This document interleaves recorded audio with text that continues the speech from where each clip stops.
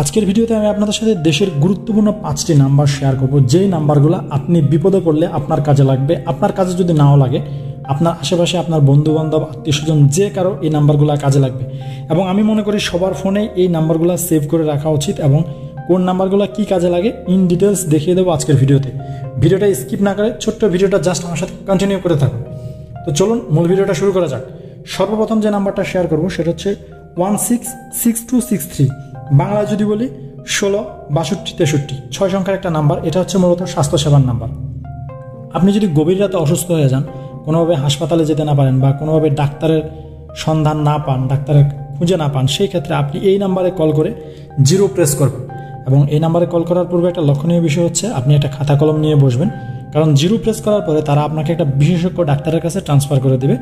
ডাক্তারের যে ওষুধটা আপনাকে দিবে, যে প্রেসক্রিপশনটা দিবে, সেটা যাতে আপনি লিখে নিতে পারেন, তার জন্য আপনাকে খাতা কলম নিয়ে বসতে হবে।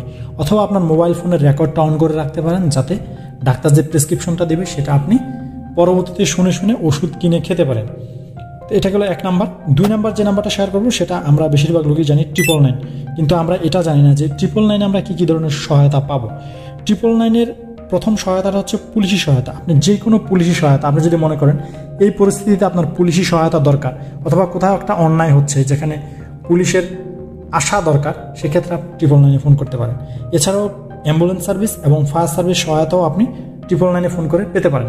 এক্ষেত্রে লক্ষণীয় বিষয় হচ্ছে আপনি যেখান থেকে ফোন দিচ্ছেন, আগে ওই জায়গার ঠিকানাটা আপনি জেনে নেবেন। অ্যাকুরেট ঠিকানাটা তাদেরকে বলতে হবে, তাহলেই একমাত্র তারা আপনাকে আপনার আশানুরূপ সহায়তা করতে পারবে। 3 নাম্বার যে নাম্বারটা শেয়ার করব সেটা হচ্ছে 105। এটা হচ্ছে জাতীয় এনআইডি সেবা।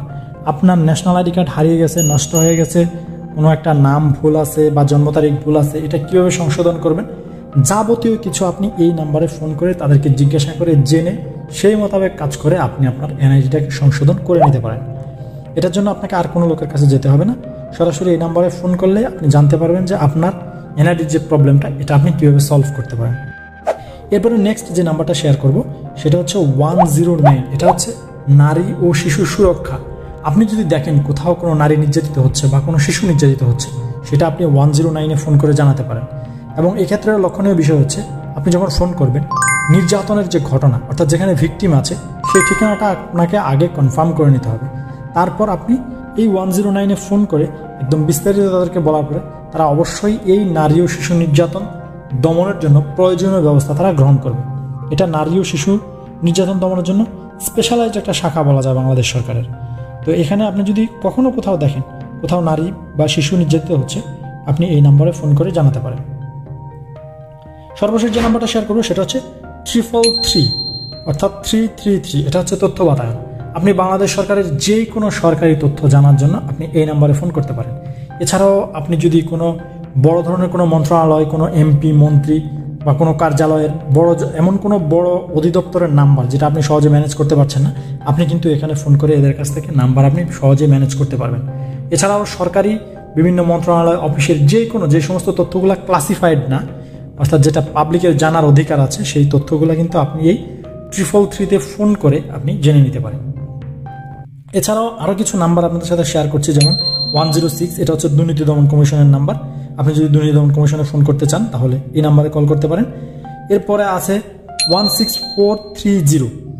এটা হচ্ছে সরকারি আইন সেবা। আপনি যদি সরকারি কোনো আইন সেবা নিতে চান, সেক্ষেত্রে এই নাম্বারে ফোন করতে পারেন। 100-তে ফোন করলে আপনি পেয়ে যাবেন BTRC-কে, এবং 16123-তে ফোন করলে আপনি যে কোনো কৃষি বিষয়ক সেবা নিতে পারেন। অর্থাৎ আপনি যদি কৃষিকাজ করে থাকেন, কৃষি বিষয়ক যে কোনো ধরনের সেবা নেওয়ার জন্য আপনি 16123 এই নাম্বারে ফোন করতে পারেন। এছাড়াও 16236 এই নাম্বারে ফোন করে আপনি বাংলাদেশ ব্যাংক থেকে যাবতীয় তথ্য, অর্থাৎ ব্যাংক বিষয়ক কোনো তথ্য যদি আপনি জানতে চান, সেক্ষেত্রে আপনি এই নাম্বারে ফোন করে জানতে পারেন। ভিডিওটি ভালো লাগলে আপনার বন্ধুদের সাথে শেয়ার করবেন, এবং ভিডিওর কোনো অংশ বুঝতে না পারলে অবশ্যই কমেন্ট করবেন, আমি আপনাদের রিপ্লাই দেওয়ার চেষ্টা করব। আর হ্যাঁ, পরবর্তী ভিডিও তৈরি করার জন্য উৎসাহ দিতে একটা লাইক করে যাবেন। আপনাদের সাথে দেখা হবে নেক্সট কোনো ভিডিওতে নতুন কোনো টপিক নিয়ে। ততক্ষণ পর্যন্ত সবাই ভালো থাকুন, সুস্থ থাকুন। আল্লাহ হাফেজ।